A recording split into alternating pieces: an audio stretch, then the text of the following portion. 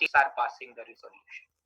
2 or more states, they were passing the resolution and requesting the central government to make a law on a subject which is in the state list. So when the parliament will make a law, the law will be applicable only for those states which have passed the resolution. I gave you a small example yesterday about narcotics problem, drug related problem.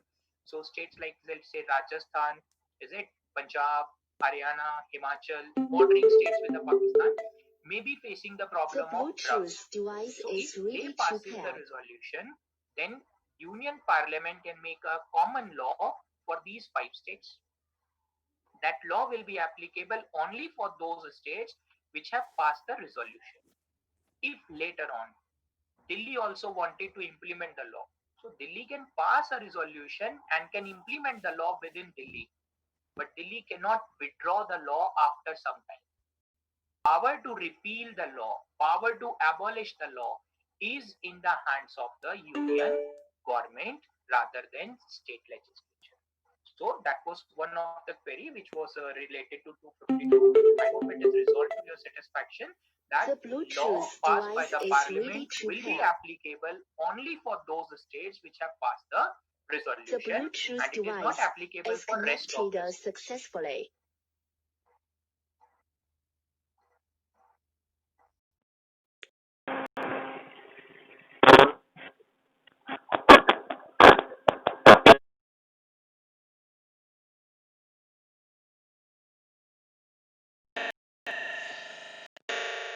Matter I'm already submitting to you, and you can even take this for writing your answers. It's already authenticated sources from where allowances of the Prime Minister's charge, because it is the test module. No. The Bluetooth device is ready to pair. The Bluetooth device is connected successfully.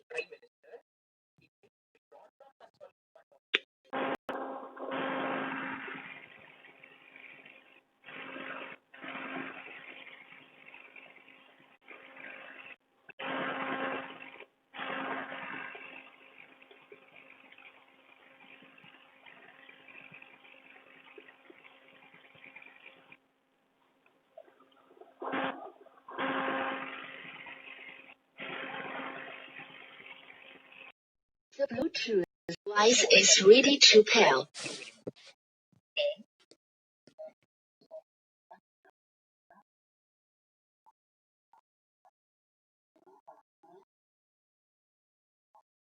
Results hereby.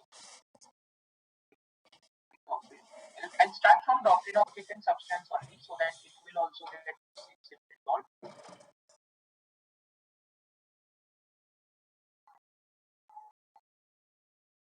Whatever we are discussing, we are already doing more than whatever has been given in number of books. Right? Every topic is not given in the book in the same way as we are covering, but still books are suggested for reading. You have a psychological satisfaction also that I haven't read a book. And if you haven't read a book, so there will be a question mark in your mind. So if you read a book, it will give you psychological satisfaction that, oh, I read a book. For that satisfaction, it is suggested to read once at least. एक बार तो जरूर पढ़ना चाहिए.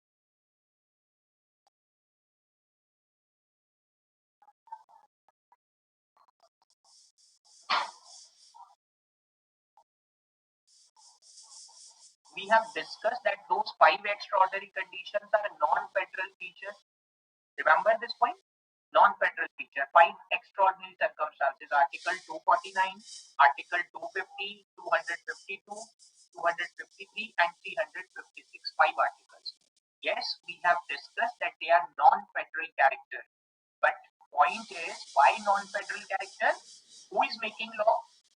Union Parliament is making a law. On what subject Union Parliament is making a law?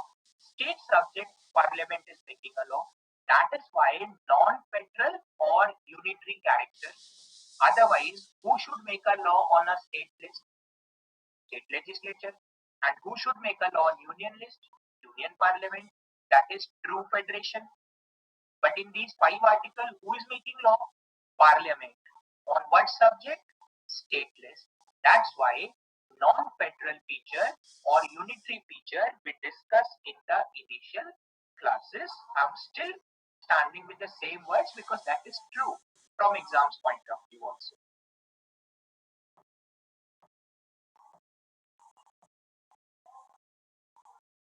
Postal voting is applicable for the member who are in the armed forces or Indian ambassadors working abroad. So they are the special voters for whom that postal voting are arranged so that they will not miss their universal adult franchise. उसको बोलते हैं postal voting. MPs fix their salaries themselves. Yes, MPs are fixing their salaries, but not on their own. They appoint a committee. That committee recommends the salary allowances, and then it is finalized by the Union Parliament. So they, rather than directly deciding what they do, they appoint a committee, and in that committee also the members are the member of Parliament only. So technically they decide their own salary and allowances. Article 248 is a straightforward explanation. Subject number 97 in number, which is there in the union list. That says anything which is not mentioned in state list and concurrent list will be considered as residuary subject. And that subject belongs to Union Parliament. It is called as residuary subject as it was there in the yesterday's discussion. Presently, it is on your screen in the form of a note, residuary powers, under Article 248. Sir, in paper A of mains, Hindi language will be there or not? In mains paper also, every question will be given in a bilingual English and the Hindi language. That's going to happen. So translation part is going to be there, but वो हिंदी इतना easy Hindi नहीं होता है, वो बहुत शुद्ध हिंदी होता है और उसके चक्कर में पढ़ना नहीं है वरना बहुत बुरा फंस जाएंगे. तो इसलिए बेटर है you develop your vocabulary of English terms और इंग्लिश टू इंग्लिश वाले डिक्शनरी यूज करो, ज्यादा अच्छा रहेगा. Because may be let's say one is a dictionary English to Hindi, but better you take English to English so that if a term is difficult for you, you can at least have an alternative English term for writing in the answers. So it's better to go for English to English dictionary and develop your vocabularies gradually. That is the best way to prepare for this. Do the President of India is immune from any type of criticism from opposition parties or any another citizen of India? President of India is as such not immune from criticism. If you want to abuse President also, you can abuse. But defamation and other criticism, please remember. So anybody can criticize, including the President also, that President is becoming partial for the ruling party. ऐसा criticism भी लोग करते थे. But that is out of no way because we have seen already President have no powers. Actual powers are in the hands of Council of Ministers. So President is going to act as per aid and advice of Council of Ministers. He is the ruling head. I already have done this thing, audible, how to get the recording. I don't know how to get the recording. I don't record the lecture. This is all done with the technical team. So please you coordinate with them only. Regarding PDF, I am already trying to solve your problem that if you're not getting in 2 days, 3 days, then you can send me the mail. I'll also send that after this only. That's possible. Now, going to the next part was these. If there's a legislative dispute, so we can solve that problem with the help of 2 doctrines, with and substance and colorable legislation. High school और inter की marksheet में नाम के आगे हमारी जगह है लेकिन ग्रेजुएशन में नहीं, तो क्या इससे इन फ्यूचर कोई प्रॉब्लम होगी? Whatever is your name in the 10th class certificate, remember this, whatever is your name in the 10th class certificate, that is your official name for UPSC examinations and every government examinations. Otherwise, they will ask you to submit an affidavit for a name change. Procedure बड़ा कर देंगे और इसीलिए clarifications रखना है साथ में that whatever is the name you have written in the 10th mark sheet, that is official name to be carry forward for the future. But sometimes we don't know and 10th certificate में कुछ नाम लिख लिया और 12th में उसके बाद college में सरनेम में डिफरेंस हो गया या कुछ अलग से मेंशन है तो we have to follow the older the 10th mark sheet वाला because वही नेम का और एज का वैलिड होता है.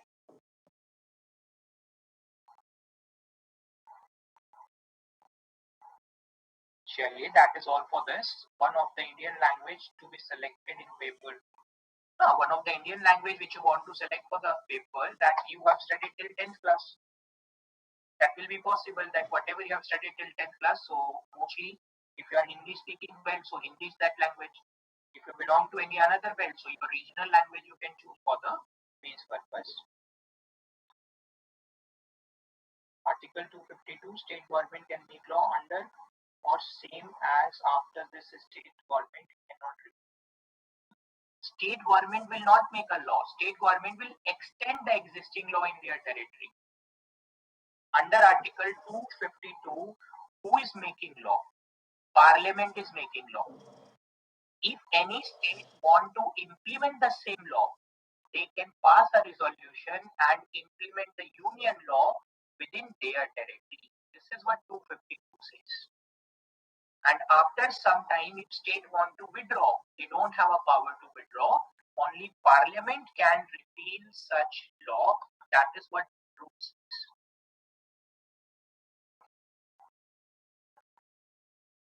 Sui generis का simple meaning है unique. Unique को ही sui generis बोलते हैं. One of its own kind. That is sui generis.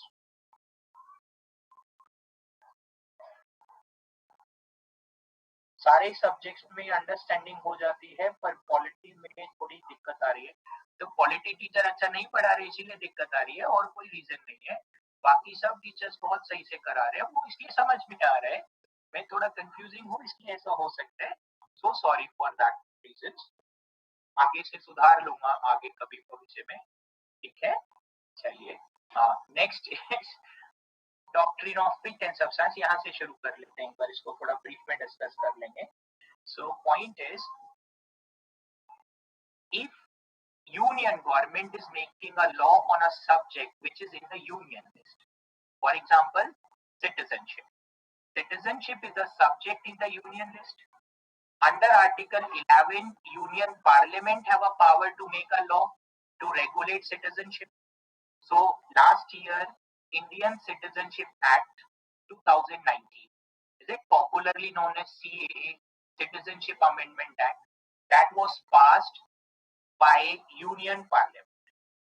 Now, after that Union Parliament has passed this law, some of the states, they started making a complaint. Complaint in the sense that this act is not to be passed and this act is violating the minority rights and XYZ things. But do the states have any power to stop citizenship because citizenship is not at all even a state subject? This is one condition.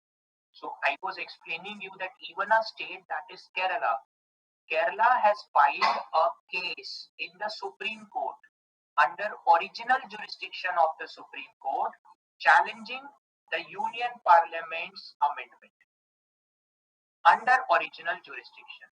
So if these things comes, then court will apply the concepts like doctrine of fit and substance to remove this ambiguity. Because they are claiming that because of this act, the people resident of Kerala are going to face the challenges. But the point is, even if somebody is from Kerala, so he is an Indian first or Keralite first. It's always the country comes first, nation is always the first priority, and then is our state criteria. Only then you are able to make the entire integrity of this country. Otherwise, what will happen? Regionalism will grow. Is it? Maybe on linguistic basis, we will start fighting Tamil versus Telugu, Telugu versus Kannada, Kannada versus Malayalam, Is it Hindi versus Punjabi, Punjabi versus Bihari? That kind of aspects will start emerging in the country.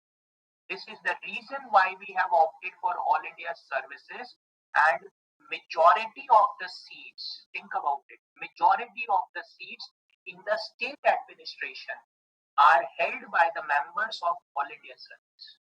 If I give a small number example for this, let's say there are 10 vacancies in a state. एक state में कितनी vacancy है? 10 vacancies है.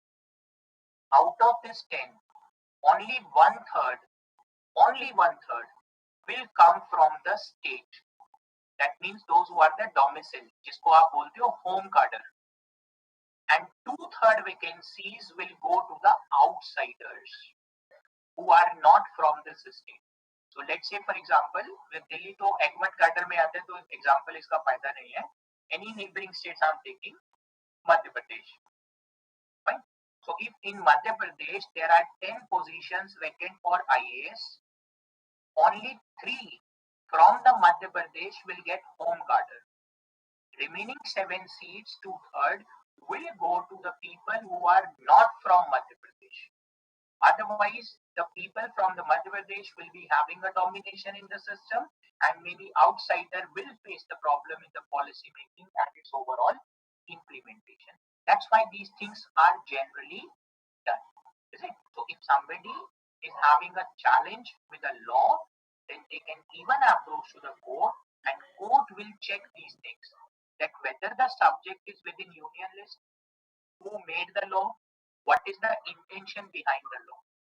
If intention is genuine, law is within your legislative jurisdiction, and your intentions are bona fide. Bona fide, remember, good faith, transparent, you are working with a good thought process. So entire law will be declared valid despite overlap. This is that concept of intention. If the law in substance is within the subjects assigned to the legislature, and the intention of the law is genuine, bona fide, the law shall be valid in entirety, even though there is some overlapping with the other jurisdiction. This is a thought process of doctrine of faith and substance. That's an ideology. So till here we have discussed this theory in the last class.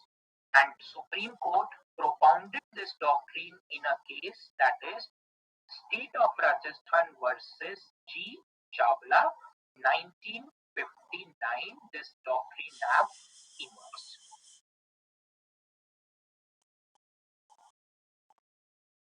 What is rule of law and what is due intention of law?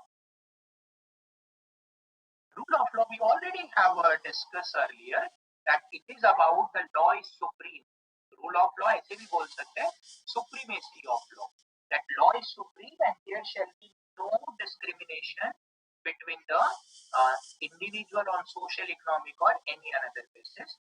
That is termed as rule of law. Law is supreme rather than legislature or any another organ.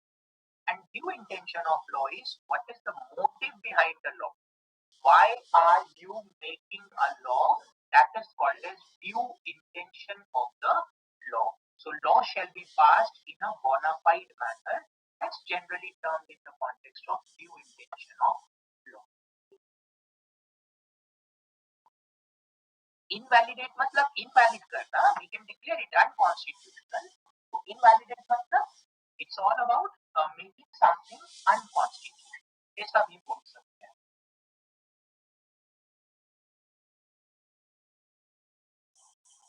So I hope the now fit and substance is getting clear. So is doctrine of fit and substance directly based upon due process of law? No, that will not be right to say that it is based upon this. As far as Indian Constitution is concerned, remember, when was the due process of law incorporated? 1973. Is it? That was Menka Gandhi versus Union of India case. But here already the court is evolving this theory that what is your intention behind the law. Here intention is not about the people. Intention is, are you going to interfere in the jurisdiction of the state. That is the concept here. So if in yesterday's example also, if you remember, industry is a subject in the union list. But if you are going to take coal mining industry under the union control, there is a possibility some state government were running mining industry, तो उनको भी compromise करना पड़ेगा, and then it will become a dispute between center and state, because some of the state governments were generating revenue from the mining industry. इसीलिए mining areas को के states को center को extra grant देना पड़ता है for generating the minerals from those states, as land is a state subject. Land is a state subject, and mining you will be doing from the land. So state will have the first right. So you have to compensate to those states in adequate amount of financial terms so that they will get a better revenue generation for economic development. So this intention का point है that whether I'm interfering intentionally or it is just a mere coincidence. Coincident है, so my intention is genuine. The law can be declared valid. और अगर intention mala fide है, मैं जानबूझ करके interfere कर रहा हूं आपकी टेरिटरी में, तो it will come under the meaning of doctrine of colourable legislation. Think about it. Intention genuine है, ओवरलैपिंग हो गया, doctrine of fit and substance and the law can be declared valid. लेकिन जानबूझ करके हम ऐसा कर रहे हैं. So if I'm doing it intentionally, that means my intentions are not good. My intentions are malified, bad intentions. So it will come under the meaning of colorable legislation. And the law can be declared as invalid. Same law can be declared as invalid. This is an idea. Because think about it. If a subject is in the union and state government is willing to make a law on a union list, you don't have a power, and if you make a law by fit and substance doctrine, directly it can be declared unconstitutional.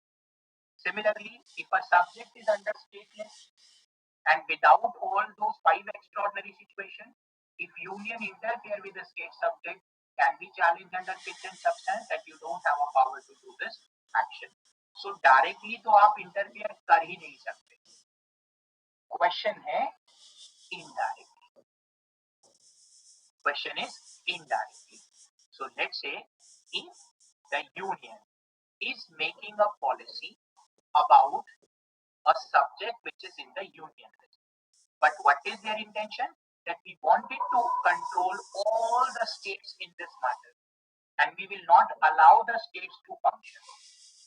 That means, what is the intention here? Bad intention. For example, we have done the tax reforms in the name of GST. We have done a lot of reforms in the name of the GST. चलो एक example ले लेंगे इसके लिए. What are the different type of taxes which belong to union government before GST? थोड़ा सा GK भी use कर लेते हैं थोड़ा. Try to answer this question.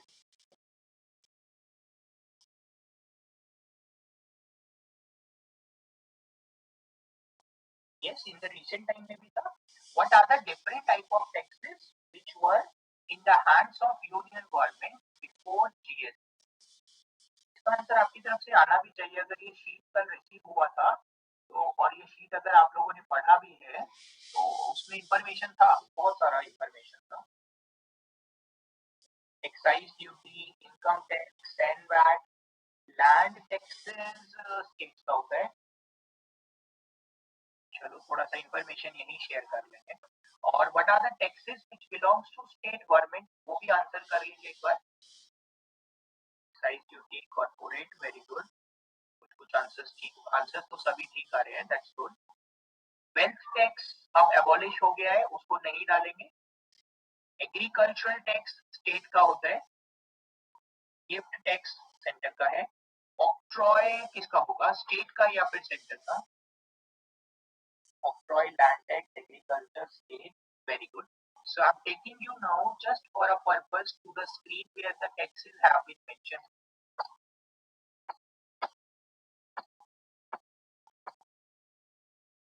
This is that area. ये टेबल इसीलिए बनाया गया है so that we can get a broad idea about tax reforms. 3 columns है. First column is the taxes which are in the union list, वो mentioned है. Second column, the taxes which are in the state list, they are in the second category. And third, the taxes which are mentioned in the concurrent list. तो 3 different list हो गया, centre, state and concurrent list. ऐसा बोलते हैं concurrent list में कोई text नहीं है, but I have searched only for your remembrance purpose कि एक तो छोटा मोटा फी का कॉन्सेप्ट है which is there in the concurrent. इसको फीस बोलते हैं, वैसे टैक्स नहीं बोलते हैं, फी बोला जाता है. सो यूजर चार्जेस फॉर्म में ये होगा. Yes, this is before GST. इसका क्यों जरूरत है? जब जीएसटी आ गया तो इसका क्या जरूरत है? छोड़ सकते हैं हम इसको? नहीं छोड़ सकते, नहीं छोड़ सकते. रीजन क्या है? If you do not know what were the taxes before GST, how can you make an evaluation of the GST? What was the condition before and what is the condition after? For that purpose, you must know what were the prior condition and what are the current conditions. ये awareness होना जरूरी है. Then only you can make a judgment that GST has made indirect taxes transparent, easy, or complex and corrupt. That is the reason which is required. And what about toll tax? Toll tax belongs to center or states? Toll tax union subject होता है या state subject होते हैं? Toll tax वैसे screen पे भी है, वहां से भी आंसर कर सकते हो, लेकिन फिर भी सेंटर आ रहा है मेरे पास आंसर, इसीलिए पूछा था. ठीक है, नेशनल हाईवे सब कुछ जस्टिफाई है, लेकिन toll tax as a subject is a part of state tax. ये प्रीलिम्स में याद रखना.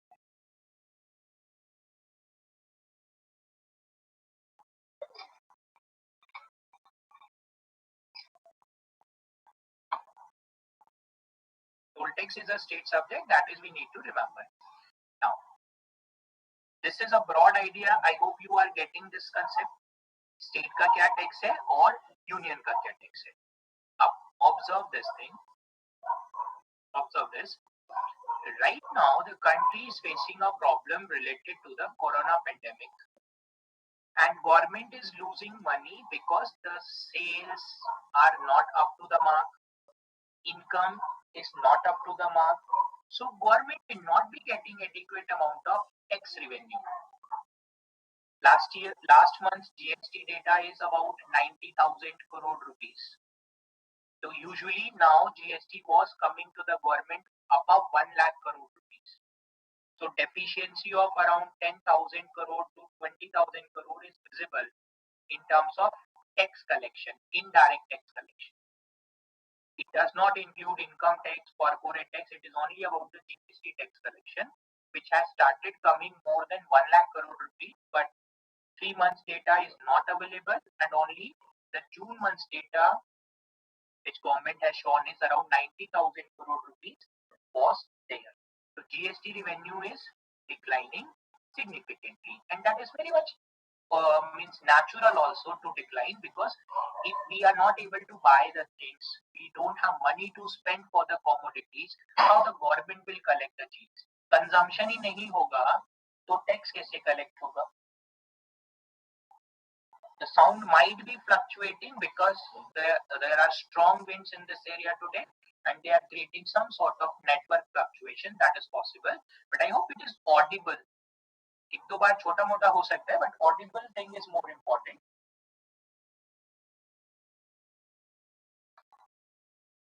Exactly, that is also true that the GST, the GDP growth may be negative, or negative growth rate means recession होता है, and continuous recession result into a term called as depression. So if the growth rate is going down from 5% estimated to even 1%, 2%, this is a sudden decline. Lockdown करोगे तो GDP growth तो decline होगा ना. There was no production for 2 months, and if no production for 2 months, so first quarter का जो growth है that is going to be negative only. आपने कुछ produce ही नहीं होने दिया. It's a simple that ideology. But if you can recover in the upcoming months in a proper way, that it will be a booster for the Indian economy. उसको छोड़ते हैं, हम वापस अपने पे आ गए. Now the condition is here that toll tax is a subject in the state list. Land and building is a subject in the state list.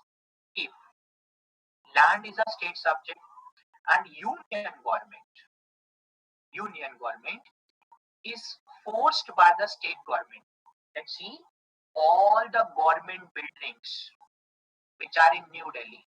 So you may have read in newspaper about new parliament is going to be constructed, isn't it? पूरा का पूरा complex develop करने की बात हो रहा है parliament के साथ साथ आसपास में. So in those circumstances, if the Delhi government makes a rule that land and building is a state subject and we are going to take the taxes from the central government for every next land and building which is there in the Delhi but under the control of the central government. Think about this dispute. Land is a state subject, but the problem with the Delhi government is they don't have land under their control. Delhi is not a full-fledged state. Public order, police and land, ये तीन subjects Delhi government के पास है ही नहीं. And that's why Delhi is not a full-fledged state and it is national capital territory of the country. So they don't have all the facilities. So they can't impose this tax. अब intention समझिए. Intention is positive because maybe the Delhi government is running short of money and wanted to collect more taxes.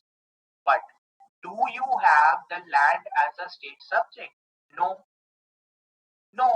But still you are making a law and you are showing to the people that our intention is to generate money and we will construct 10 new hospitals in each district of the Delhi. Think about it. We want to take tax from the central government and we will be constructing 10 new hospitals in the Delhi so that every district will be having AIIMS-like institution. So what is intention here? थोड़ा अच्छा ही लगेगा कि health sector के लिए somebody is willing to work, but do you have authority to make law on the land? That's not there, and that's why they are coloring the bill. They are coloring the bill in such a manner that we were looking to generate additional financial resources for health sector because health is a state subject. Hospital and dispensaries was a part of state list और उसको finance करने के लिए we were looking to generate additional funds because in the New Delhi area, the property prices are very high, including residential properties as well as commercial properties.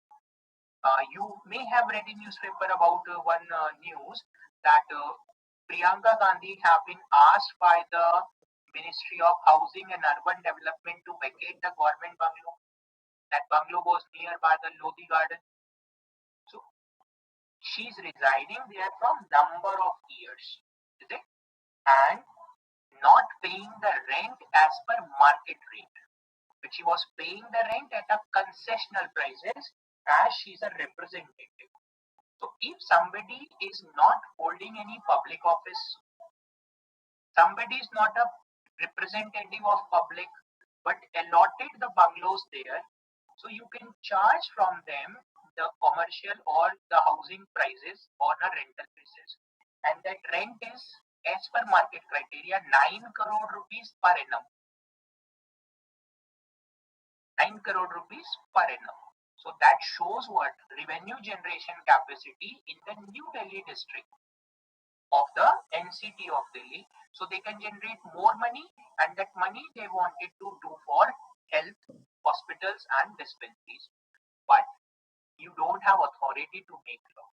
So directly land is not a subject in the state list of Delhi, but still they drafted a bill in such a manner that they were doing it for welfare purpose. तो color किया bill को that what we are trying to do.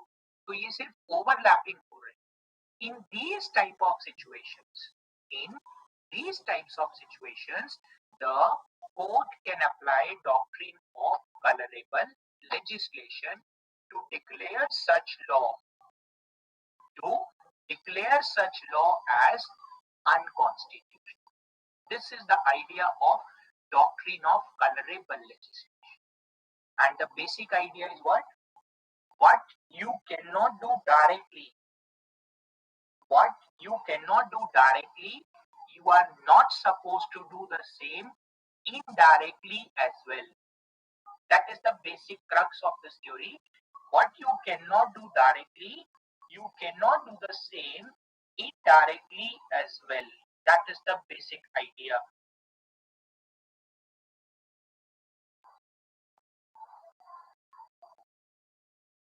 What about every day we are listening that someone from opposition is asking to issue Shwet Patra white letter? That is called as discussion purpose के लिए होता है. Shwet Patra is white letter. So to make a consensus on a particular issue, we can bring these things, and that's a part of parliamentary discussions or drafting of a new bill. तो किसको government bungalows में रहना है या इस तरीके के कोई भी डिस्कशन के लिए एक ऑल पार्टी कंसेंसस बनाने के लिए भी होता है और टैक्स रिफॉर्म्स के लिए भी होता है श्वेत पत्र और व्हाइट लेटर, और the term is consensus paper, white paper और consensus paper.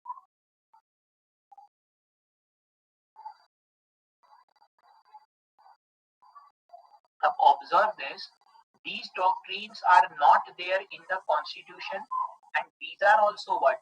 Judicial evolution. And from where judiciary has brought this concept? Obviously, Federal Court of America. So from US, Indian Supreme Court has adopted this idea of colorable legislation to declare a law invalid, and doctrine of fit and substance to decide about the legislative disputes. That is the concept. And the same Supreme Court in NJC judgment, what they were saying? They were saying we cannot borrow the practice and provisions of other countries because Indian constitution has indigenous identity, its own separate identity. So we cannot borrow from other provisions because that was judicial reform. So judiciary can bring reform in every next institution, but judiciary is unwilling to bring reform on its own. And this doctrine, colorable legislation, was propounded in case of Mupin Nair versus State of Kerala, 1961. It was in case of Mupin Nair versus State of Kerala, 1961. So that is a reference of the case name in which the doctrine of colorable legislation evolved. So what you cannot do directly, you are not supposed to do the same indirectly as well. That is also an ideology. Same way, another example can be also used. It's about public order. Public order and this police is not a subject in the hands of Delhi, is it? But we have seen in the Delhi, there was a body called as ACB, Anti-Corruption Bureau. So Anti-Corruption Bureau established by Delhi government to fight against the corrupt practices. Nothing wrong. You can fight with the corruption, but to recruit the member in the ACB, you require Indian Police Service officers. So this IPS will be subject to control by the police. Police is under the control of Home Ministry. So you need to get the assistance from the Home Ministry for appointment of staff under ACB, Anti-Corruption Bureau. But what Delhi government did, I'm telling this fact from 2015, 2015 when they come to power, they made these things. They took IPS officers from Bihar cadre for appointment in the ACB. They sidelined Ministry of Home Affairs for such appointment. So what is the intention behind this? You are not supposed to do these things without taking your home ministry into the loop. उनको confidence में आपको लेना पड़ेगा, and thereafter you have to approach to the center for such appointment because cadre is Bihar cadre. You are willing to appoint somebody in the AGMAT cadre. कैसे transfer करोगे? अपना ही rule बना रहे हैं खुद से. So intentions are not transparent, and that's why LG of Delhi, he stopped and he appointed another person as ACBG. That these are the officers to work as ACB. तो वो case court पहुंच गया, Delhi government versus LG. That's a concern. Delhi government versus LG.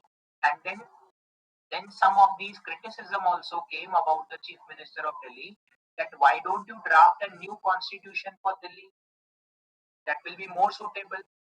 You have to run your administration as per existing constitution.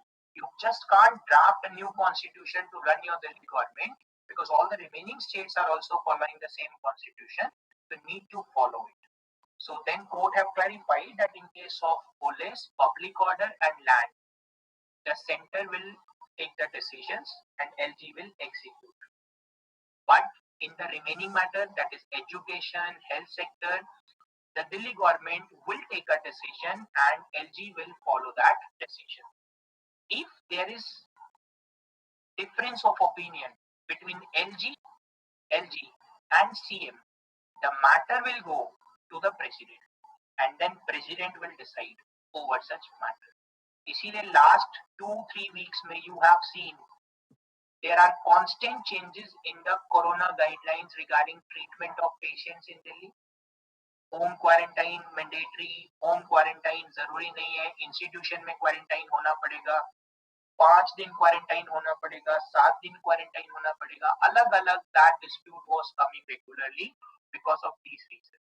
Health, that is hospital and dispensary, is a matter of Delhi government, but when the cases are growing up, you need support, and then they have taken the support of the central government, and then when the central government came into this entire problem, within a span of just not even 1 month is right now, last 18-19 June में हुआ है meeting, उसके बाद से अभी का दिन है, they have created 11,000 new beds.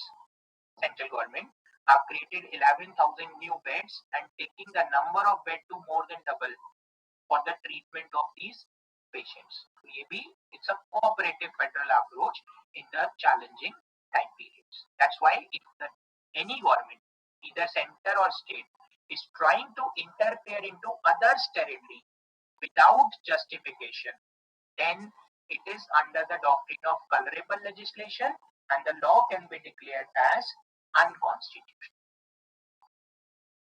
The president will decide over the dispute between LG and CM on the consent of cabinet. Exactly. At the end of the day, if there's a difference of opinion between LG and CM, matter will be referred by the LG to center. When the matter goes to center, president will act as per aid and advice of the Union Council of Ministers. So technically, who will decide? Center will decide over the matter and implement the decision with the help of the LG. That is the situation of Delhi, because this is slightly unique in comparison to the other union territory or other states of our country. Main difference between LG, designation का difference है, powers almost same है. चलिए, this is all about the doctrine of colorable legislation and legislative relationships. Now, next part is administrative matters. So, administrative matters are also under Part 11 of the Constitution, and administrative matters are related to implementation of the policy and enforcement of the law. Law के लिए we use the term enforcement, and for policy we use the term implementation. Think about it. As a layman we interchange the terms, but from the technical point of view you should remember law enforced, policy implemented, and done by whom? Executive branch of the government. So, according to this understanding, we have federal structure. So there are two separate hierarchy. Now observe this. State government employees recruited by State Public Service Commission. Union government employees recruited by the Union Public Service Commission. For example, Indian Railways, income tax, is it? Corporate tax and excise duty. So we require revenue services for them, Indian Railways traffic services for them, Indian Postal Services. These all are central government service. Indian Foreign Services, they all are central government services. So separately, the workers or the officers recruited for these services. Similarly, state government has sales tax, state government has police, state government has even education, health facility. So they recruit their own team members. Now this is a parallel hierarchy. Center has its own, state has its own. But the problem between the two is created by All India Service. Because All India Service officers are recruited by center and they are assigned to the states. As a result, the parallel hierarchy also matches each other at the top levels of hierarchy. Observe this. So it becomes a pyramid concept technically. Because, for example, railways. Railways, I told you, Indian Railway Services is a union government services. But who can be the railway secretary?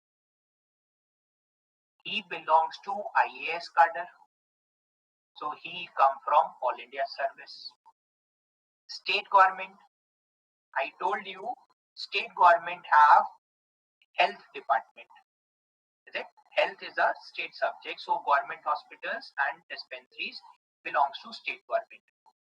If health is a state matter, health secretary, he also come from Indian Administrative Service. So an IAS can be in the center, an IAS can be in the state. That's why the parallel hierarchy cut across on number of occasions. Police. Police is a state subject, but the Director General of Police comes from Indian Police Services. And Indian Police Services officers are recruited by center and assigned to the states. So technically, police hierarchy controlled by the officer who is recruited by the central government. Same way, there are central paramilitary forces, CAPF जिनको बोलते हैं Central Armed Forces. So in those situations, Central Armed Police Forces, CAPF, that's a full form. So CRPF, BSF, CISF, these things. The Director General of these forces, they come from Indian Police Services. So even an IPS officer going to take over those system.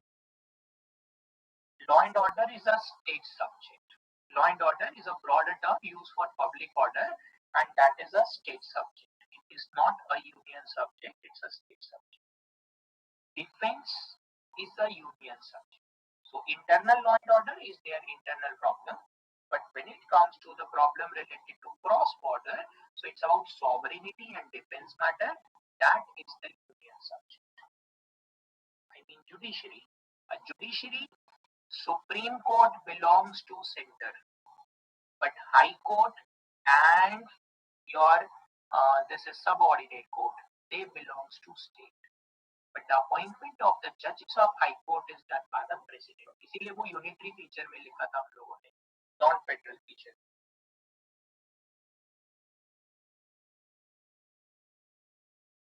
If you do your hard work with a dedicated manner, then you can definitely be an IPS officer or an IS officer depending upon your preferences. But a practice in a dedicated manner is needed. Blessings will obviously be with everyone, but at the last, it's your hard work which will make the blessings real. If you don't work hard, blessings will remain blessings only. So it's a combination of all the things which are required. Right? So first preference is your hard work. After that, the secondary things will come into existence because these are moral support for your working. it. So good luck for that. Difference between toll tax and octroi. Toll tax तो कहीं पर भी लग सकता है, octroi is only on commercial vehicles. अभी करेंगे, financial में पूछना इस चीज को, थोड़ा सा टाइम है बस.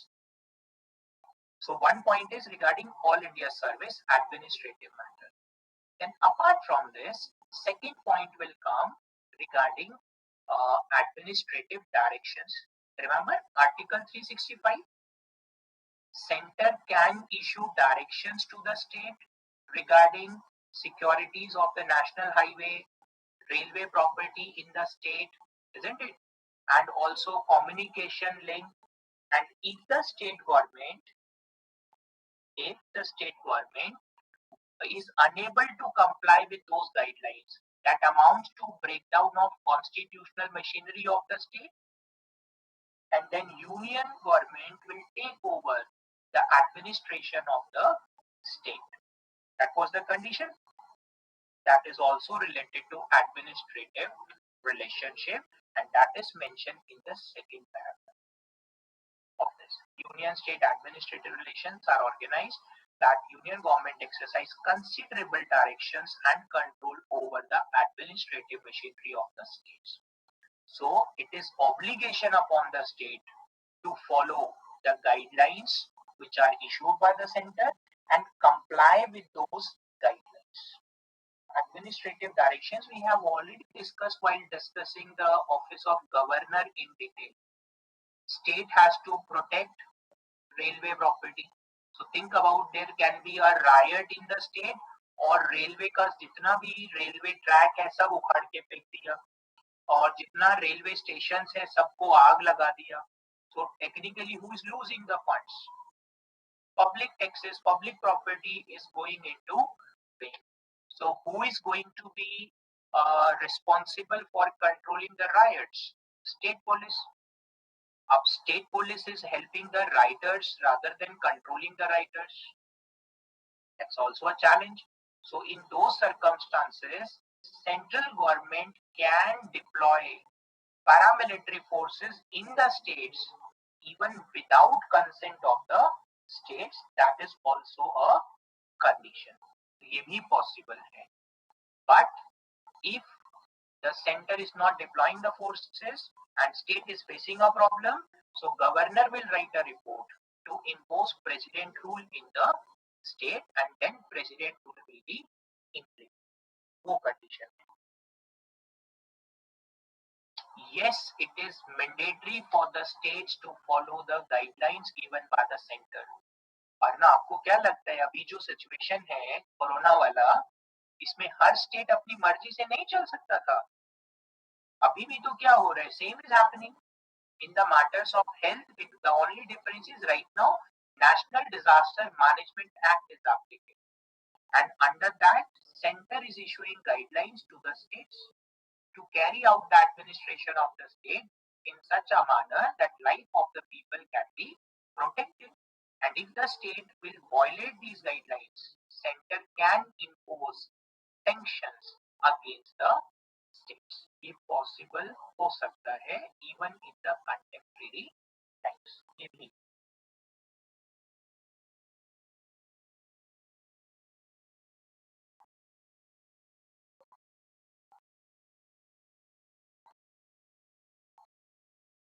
I already told this, no? The constitution places upon the state the obligation to exercise their authority in such a way as to ensure compliance with the union law. There is a law which is made by the union government, and ऐसा नहीं कर सकते कि state अपना law बनाए and that law is contrary to the union. You have to make a law which is in line with the union. Yesterday we used an example of a law called as LARR, LAR short form.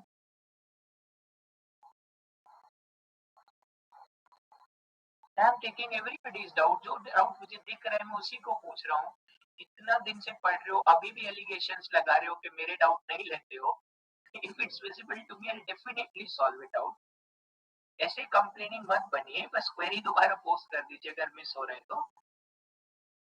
अगर ये query पकड़ में आ गया है कि मेरे doubt नहीं ले रहे हो, तो अभी एक बार फिर से पोस्ट कर दो, अभी मिस को डाउट दिख जाएगा and will be resolve automatically. पर अब यही प्रॉब्लम होगा कि दोबारा टाइप कैसे करें, रीसेंड कर लीजिए ऊपर से, कि नहीं दिखा है डाउट आपका इसीलिए मिस हुआ होगा, दोबारा भेज दीजिए please. Yes, yesterday we discussed about right to fair compensation, land acquisition, resettlement and rehabilitation act. अब एक छोटा सा example from this act only to make this point simple. According to that act, if the government is going to acquire land, if the government is going to acquire land for public private partnership, so PPP project के लिए land चाहिए, 70% of the landowner should give consent for land acquisition. तो जितने भी land owners हैं 70% minimum अगर approval देंगे, only then the land can be acquired. This is the union law. If a state is willing to make a law for land acquisition within the state and they say only 60% people are sufficient to acquire the land, only how much percentage? 60% people are sufficient to acquire the land. You are going against the guidelines drafted by the center for land acquisition. Such guidelines will be declared invalid.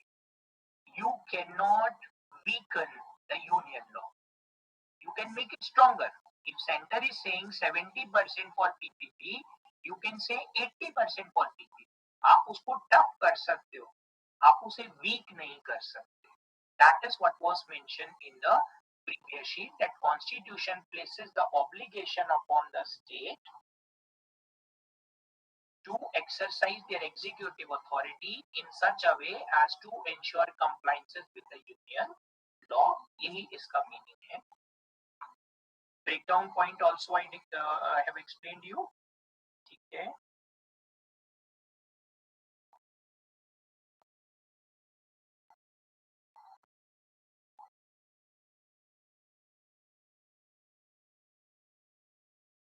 Very got missed somewhere. मुझे आपने दोबारा place नहीं किया है. I was waiting for that you will be sending the query again. चलिए फिर अब miss है तो मिस है.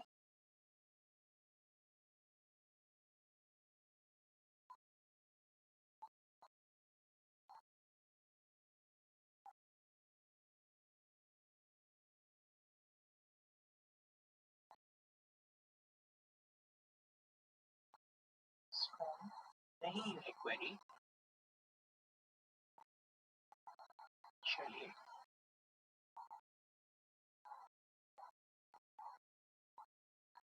land acquisition is central subject.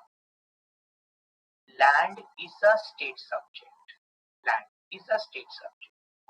And who is going to acquire land? Both can acquire land. Center can also acquire land and states can also acquire land. If central government is going to establish its own company, new public sector company has to be established, new hospital has to be established, so center demands land from the state. Then state government acquires the land and transfer the ownership rights to the union.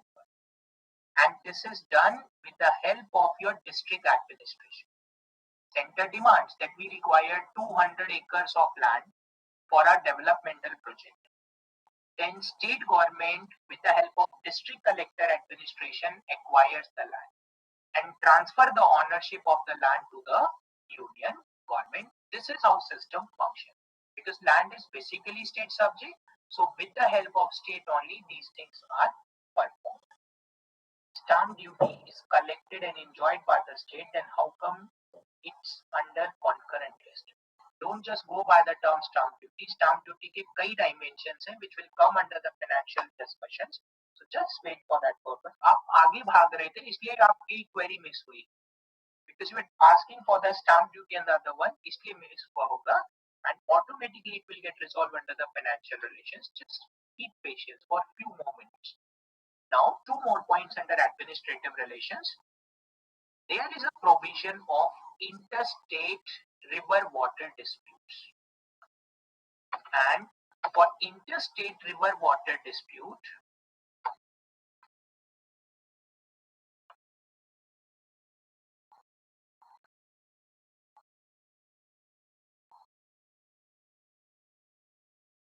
if government want to construct a national highway and state denied to allow it to implement in their area, the can be a group to use Article 365. Yes, it is possible to have, but center will postpone that project for some time and will reconsider the state to develop. Otherwise, there are other alternatives to acquire the land for the development of the national highway, because national highways are already marked. नया national highway तो नहीं निकाल रहे हैं, existing national highway को broad करना है. So national highways are already marked in the state, and for that construction the state have no power to deny acquisition. And if they do, then please remember, compulsory acquisition of land can be done by the union government under Article 31A. That was a part of fundamental right. Under Article 31A, union can acquire the compulsory land acquisition in the larger public interest, and then that land can be performed. ये भी points को याद रखना है ना पुराने वाले में से. Not everything will come new. Older points also require to be kept here, so that the problem will be automatically sorted out. Okay. Now this is a point, Article 262. So there are certain rivers which are interstate, or those rivers which passes through two or more states, and states can have a dispute regarding sharing of river water. It's a common problem. Like you may be aware about the terms Kaveri river water dispute. That is between Kerala, Tamil Nadu, and also parts of Karnataka. So in those circumstances, there is a special power in the hands of Parliament. Parliament by law can establish a tribunal. Parliament by law can establish a tribunal in order to resolve the dispute. And as a result, Union Parliament has already passed Interstate River Water Dispute Act 1956. So it's a parliamentary law. Short form ISWDA, Interstate River Water Dispute Act 1956.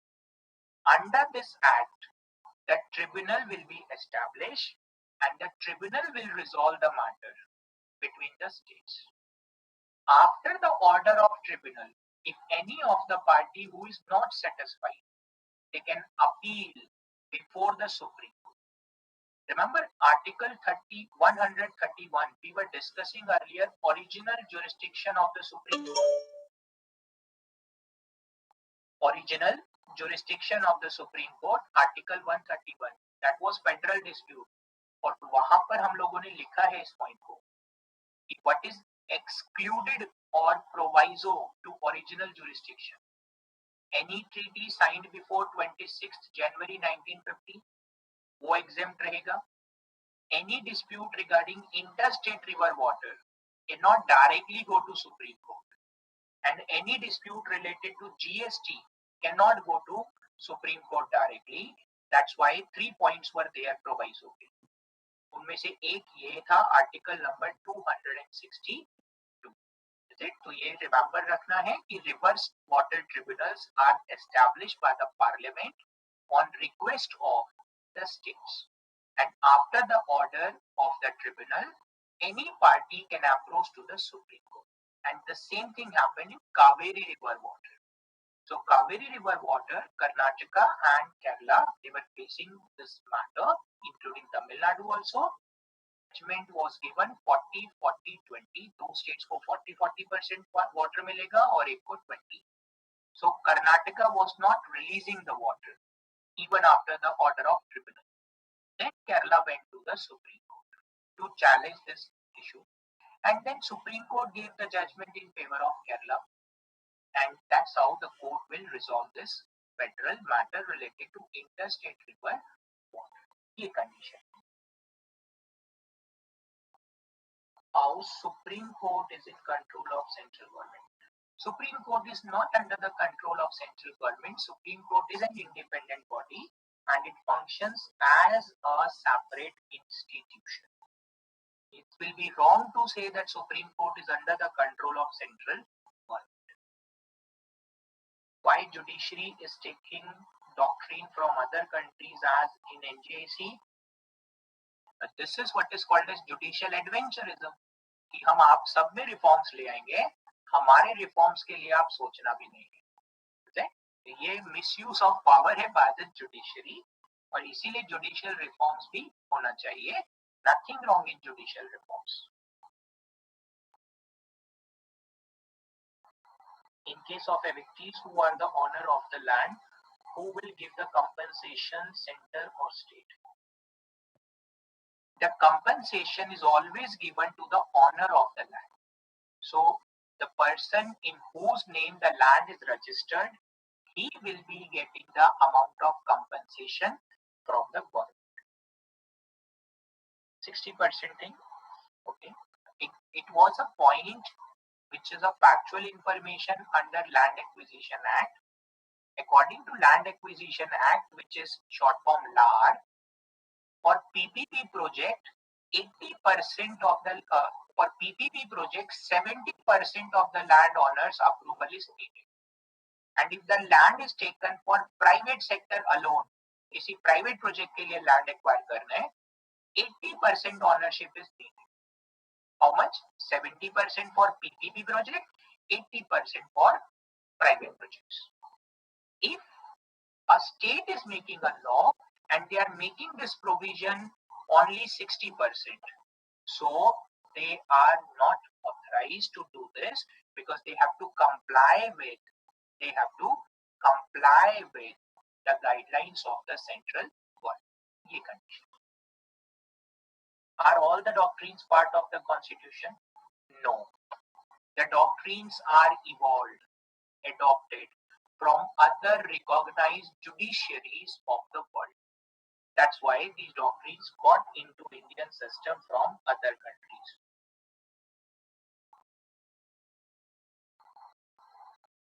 It has been removed by the fundamental rights. 31B और C को remove किया था, सबको remove नहीं किया है.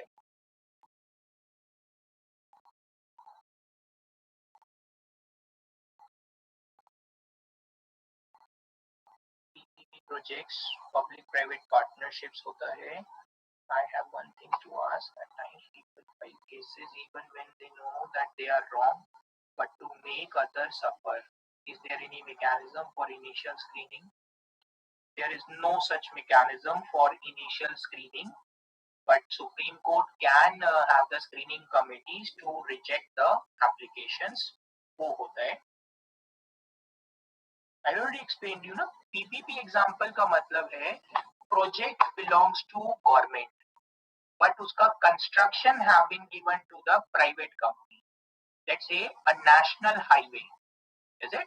These days, national highways are constructed by the private companies. So who is developing a national highway? Private company. But national highway belongs to whom? Government, and that is central government. So government and private sector both are working together for the development of national highway. This can be an easy example of public-private partnership. How the money will be recovered? Government will recover this money also for highway construction. So they impose user fee charges. इसको बोलते क्या? User fee charges. अब user fee charges बोलेंगे तो लोग पे नहीं करेंगे. That's why the term toll tax. कि आपको टैक्स देना पड़ेगा और टैक्स आप देना ही नहीं कर पाओगे. टोल टैक्स पे भी झगड़ा हो जाता है, गोलियां चल जाती हैं क्योंकि लोग 20 रुपए भी नहीं देना चाहते हैं. Reason, they are the local leaders. वो बहुत बड़े लीडर होते हैं लेकिन छोटे लेवल पर. ये उनका सबसे बड़ा प्रॉब्लम है और उतना ही छोटा उनका set. That is the biggest challenge. They are very big leader but at a very small level, and more smaller is their mindset. How? panchayat sarpanch, a panchayat sarpanch for a particular village panchayat. But that panchayat sarpanch want exemption across the state. पूरे state के अंदर किसी पर toll tax नहीं pay करना. That is not at all even authorized criteria. You have surrendered your land for a limited area. वहां पर they are issued subsidized passes. मतलब if monthly passes are 1,000 rupee, they are issued in 100 rupee, 200 rupee on monthly basis, because they are the local villagers who have surrendered the land for overall economic development. इसलिए वो subsidized passes उनको दिया जाता है. But they want to use the similar benefits in other parts, other districts और दूसरा state में वो possible नहीं होता है, and that sometimes result into disputes, bullets, gunshots also on the toll tax plazas, which is a misuse of power by those people. और इसीलिए फिर वो punishment का criteria है as per the law. Is it? So this is another point under administrative relations. And one more, third point. The last point, it is Article 263. 263 authorizes the union government, that is president, to appoint interstate council. Interstate council for coordination among the states. ये इसका objective है, interstate council for coordination among the states. And this is to resolve disputes. Let's say there is a national park, but that national park is coming in the jurisdiction of 2 or 3 states because तीनों के border area के बीच में है. So who will be giving the permission to entry into national park? Is it? Let's say border part of Karnataka, Kerala, Tamil Nadu, एक जगह पर tri junction बन जाते हैं. किसी पर्टिकुलर एरिया में ट्राई जंक्शन बन गया, Karnataka, Kerala and Tamil Nadu. So all the 3 states will claim कि पूरा national park हमारा है. That's a possibility. So in those kind of circumstances, matters can be brought before interstate council. Movement of the people from one state to another state, this is called as migrant issue. ये जो अभी recent में आपने देखा भी होगा कि labor were moving from one state to back to their hometowns. This interstate migration is a matter of Home Ministry. Home Ministry have a power for this, and the example I was giving for National Park, Nilgiri Hills. Nilgiri Hills में जो National Park है, that is a tri-junction from the 3 states. तो ऐसी situation में matters can be brought before interstate councils, and interstate council will adjudicate. Adjudicate का मतलब होता है investigation. They will investigate the matter. They will think about solution. And they will give recommendations to the union government. और उन recommendations के basis पर matter solve कर सकते हैं. The problem is interstate council is a recommendatory body. इनका advisory nature है. This is advisory nature of the work done by them. Sir, then Rohingya's migration is under which ministry? Rohingya matter is also related to Ministry of Home Affairs. वो तो internal challenge हो रहा है that somebody is coming from cross border to enter, और जितना आपका ये matter बनेगा security related will be part of Ministry of Home Affairs, but entry into India is also part of MEA, Ministry of External Affairs, क्योंकि visa passport उनका जिम्मेदारी है, और इन्फिल्ट्रेट करके कोई आ गया है तो यहाँ पर भी लॉ वायलेट हो रहा है, MHA का रिस्पॉन्सिबिलिटी है. तो joint operations of Ministry of Home Affairs and External Affairs दोनों का ही जिम्मेदारी बनता है.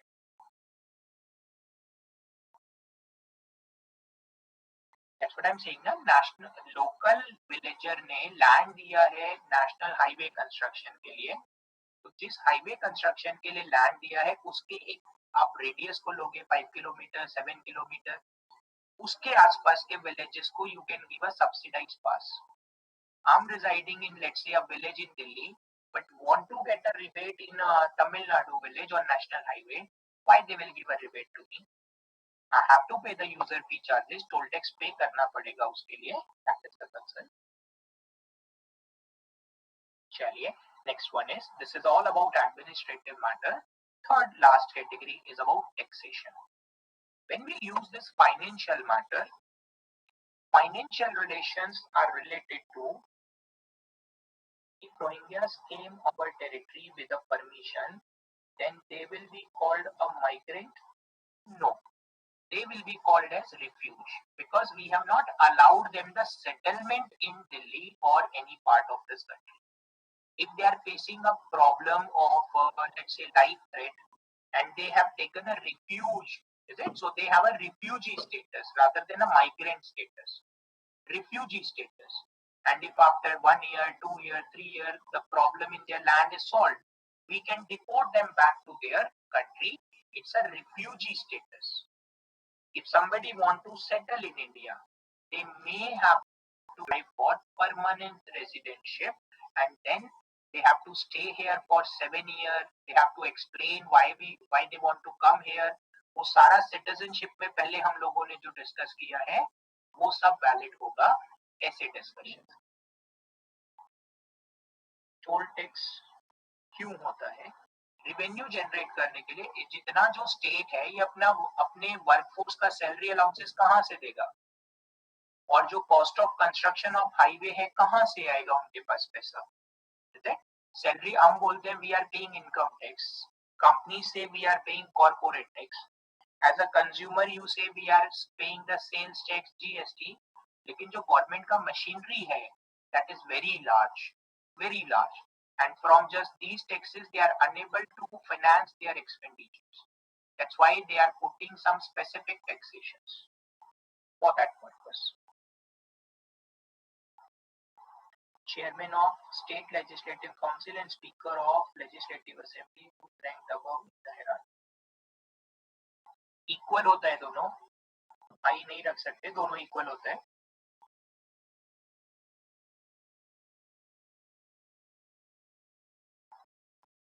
Who will compensate for the land of the state? Obviously union has to compensate. Union का प्रोजेक्ट है तो यूनियन कंपनसेट करेगा ना, लैंड एक्विजिशन के लिए कंपनसेशन वो देंगे।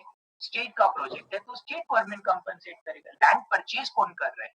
जो परचेज कर रहा है वही कंपनसेशन देगा।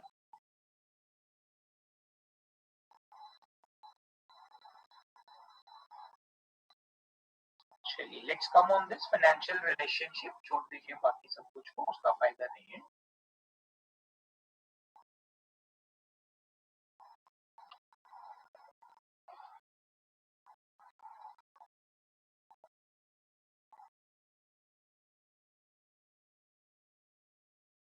As far as this financial relationship is concerned, it is about imposition, collection and utilization of taxes. Who can impose tax, who can collect tax, and who can spend the money from the taxes collected. Those ideas are covered by the financial relationship between center and states. As far as this financial relation is concerned, we have article number 265. Article number 265, which says that tax shall be approved by a competent authority and the tax will be collected by the respective authorities. That means center and state both will be covered by that term, and it will be subject to approval by the legislature. So who will draft? Executive will draft the tax proposal. Who will approve? Legislature or union parliament will approve the tax proposals, and then the tax agencies will collect the revenue and divert for consolidated fund of India or consolidated fund of the state for utilization of the funds. Accordingly, union has its own taxes and state has its own taxes. That's the case. इसीलिए वो table हमने अलग से classify करा था, what are the taxes for union and what are the taxes for the states. These are those small examples.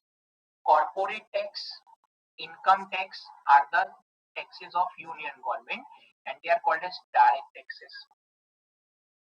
Article was 265. Which article? Article was 265. Excise duty, estate duty, these are example of indirect taxes. दो तरह से taxes को classify कर सकते हैं, direct, indirect. What is a direct tax and what is indirect tax? Think about. Direct tax is one which part of the constitution cover financial relations. It's already there on the screen पे पहले दिया था मैंने. Part 12 of the constitution covers financial relations between center and states.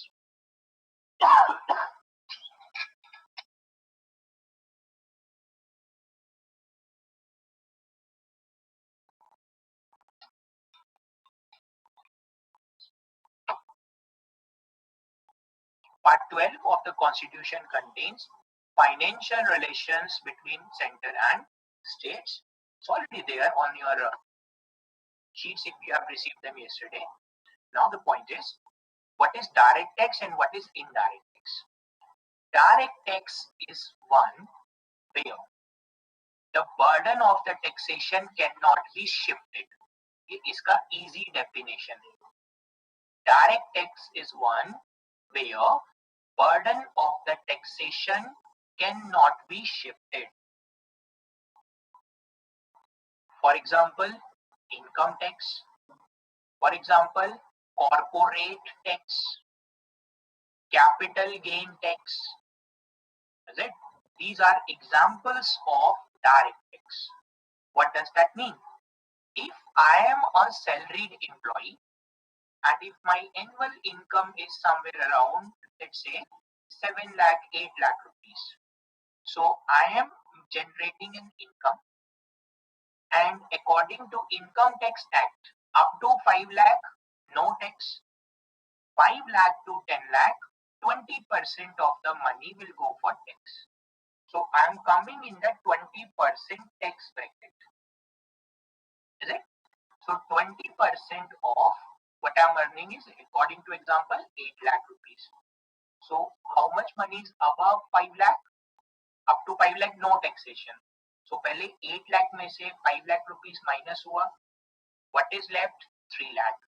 So on 3 lakh, I have to pay 20% tax. So somewhere the tax liability will become 60,000 rupees.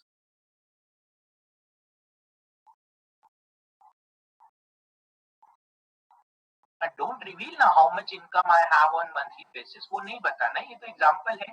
वो समझना है मेरा कितना income है. That's not required at this particular platform. आप सिर्फ direct tax को focus करिए, वो हम सबके लिए अच्छा रहेगा. ठीक है? So according to this example, my income, for example, is 8 lakh rupees and up to 5 lakh no tax. So 8 lakh minus 5 lakh is 3 lakh. 3 lakh ka 20%, that is 60,000 rupees. So that tax I have to pay because that is my income and I cannot ask you कि मेरे बदले आप tax pay कर दीजिए. So can I shift the burden of the taxation upon you? Definitely no. So whosoever have the income, tax is imposed by the government on a person and only that person has to pay the tax. This is called as no shifting of burden of the taxation. Same is property tax. Property tax is also direct tax. If somebody have more than one house, so one house can be for residential purpose, वो तो house tax pay करेंगे. इसके अलावा एक दो अलग property हो सकते हैं, तो उन प्रॉपर्टी के लिए as a person I have to pay property tax also extra, and that is because I have more than one house, so I have also to pay property tax. ये condition बनते हैं. Then if I am selling one of the property, so let's say property किसी time पर grandparents ने purchase किया at a rate of just 10 lakh rupees. But today the value of that property is somewhere around 10 crore rupees. So, and I want to sell that property. So they will calculate that how much 10 lakh of that time will cost today. So it's roughly around 1 crore according to government records. 10 crore I'm selling, 1 crore is the government's calculation, minus 9 crore is the profit. And on that profit, it is called as capital gain. On that profit, government will impose capital gain tax. तो ये सब examples हैं direct taxes. But service tax, excise duty, import duty, or the term custom duty. They all are example of indirect taxes. Even your GST is an example of indirect taxes.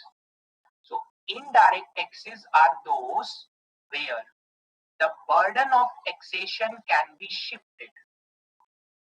Indirect taxes are those where the burden of taxation can be shifted upon the consumer. Indirect taxes are those where the burden of the taxes can be shifted upon the consumer. How? Iska simple example, you have paid your fee, is it? फी पे किया था लेकिन उसका fees bill check किया? Definitely नहीं किया होगा, पक्के से नहीं किया होगा, सिर्फ टोटल अमाउंट देखा कि जितना पे है उतना इसमें लिखा है या नहीं, उसमें टैक्स का भी कॉलम होता है और शायद वो मिस किया होगा। फी पे किया है तभी तो क्लास हम कंटिन्यू कर पा रहे हैं ना, फी पे नहीं करेंगे तो क्लास कंटिन्यू डेफिनेटली नहीं करने देंगे। that's a rule which has to be followed। और फीस नहीं पे करोगे तो definitely they will not be paying me and definitely I will not be taking the classes also ना, कि कैसे उसको पे करें, तो वो तो रूल ही है पे करने के लिए। अब उस फी के अंदर there are two things which are important to remember. One is a fee and thereafter is GST and then the total amount. This is the point to remember. For example, the fee says, I'm just not telling the fee, but it's just a small example to make the calculation easy. Let's say the fee is 1 lakh rupees. Tuition fee term is 1 lakh rupees and GST extra.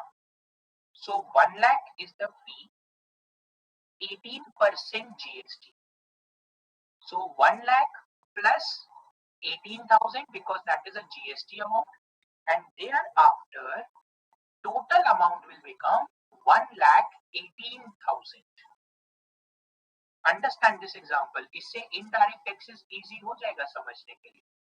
How much is the fee for institution? 1 lakh.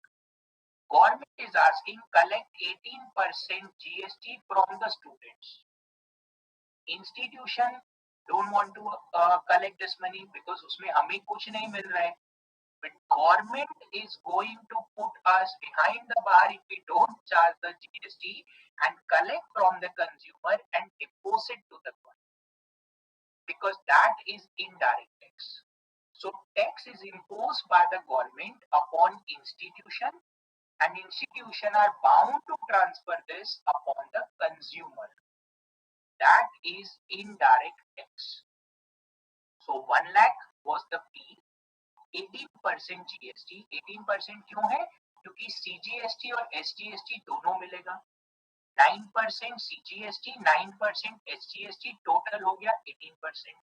So 9,000 will go to central government, 9,000 will go to state government, and you are paying a total amount 1,18,000 rupees. इसलिए ये mechanism, that burden of the taxation can be shifted.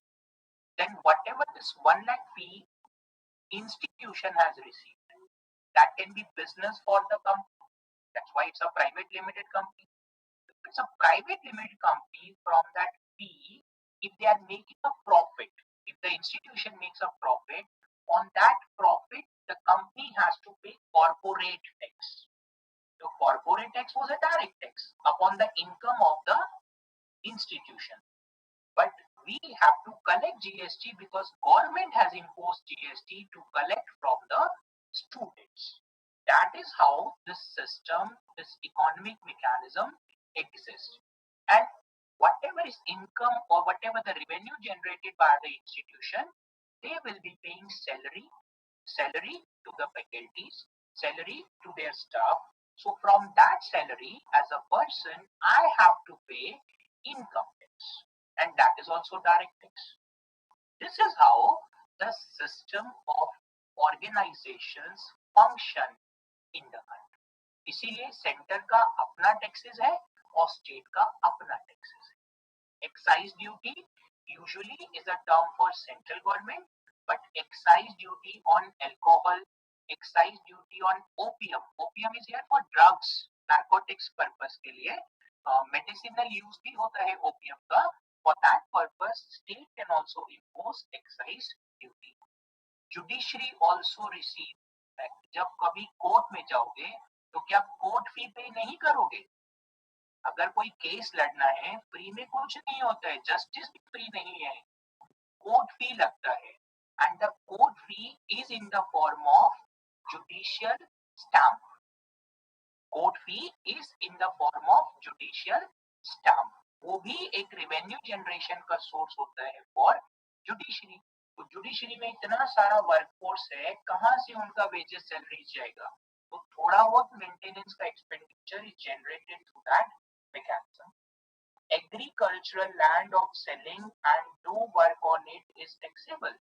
When you are selling an agricultural land, let's say आपके पास एक agricultural land है which might have been purchased in the past for 5 lakh rupee, and today the value of the land is 50 lakh rupee and you are selling that land. तो 45 lakh rupees का profit हो रहा है, उसके ऊपर capital gain tax लगेगा. ऐसे system होते हैं. जुडिशियल स्टैम्प क्या लॉयर पर लगता है? No, it's not for the lawyers. Lawyer तो आपसे अपना अलग फीस लेगा. लॉयर अपना अलग फीस लेगा. Judicial stamp is the court fee which is received by the judiciary, और वो अलग है, कोर्ट फी अलग है, लॉयर फी अलग है. ऐसे थोड़ी ना जुडिशियल सिस्टम इजी है. क्यों क्रिटिसिज्म में लिखा था that cost of justice is very high? बहुत एक्सपेंसिव है. Common people rarely go to the court for getting the justice. इसीलिए वो बार बार लोक अदालत वगैरह जब ऑर्गेनाइज होते हैं तो free of cost grievance redressal के लिए जाते हैं. Otherwise as a common layman there is a lot of suffering in the society. इसीलिए अवेयरनेस से you can avoid such problems. चलिए वापस आइए इसके ऊपर. अभी नहीं तो कहीं और की क्वेरीज आ रही है, उनका कोई यूज नहीं है, नहीं करना मुझे वो डिस्कस. एडवोकेट एग्जाम, कोई एडवोकेट इनकम टैक्स से एग्जाम नहीं है. कानून जानना है तो इसका मतलब ये थोड़ी ना कि उनको टैक्स नहीं पे करना पड़ेगा. Advocate also have income, they have to pay income tax. Some advocate creates law firms, वो कंपनी बना लेते हैं, उनको अलग से पे करना है कॉर्पोरेट टैक्स और इनकम टैक्स, उनका प्रोविजंस बनेगा. चलिए इस पे वापस क्लास में. देखिए ओरिजिनल जुरिस्डिक्शन अभी कोई फायदा नहीं है डिस्कस करने से. It's already gone. Let's focus on financial relations now.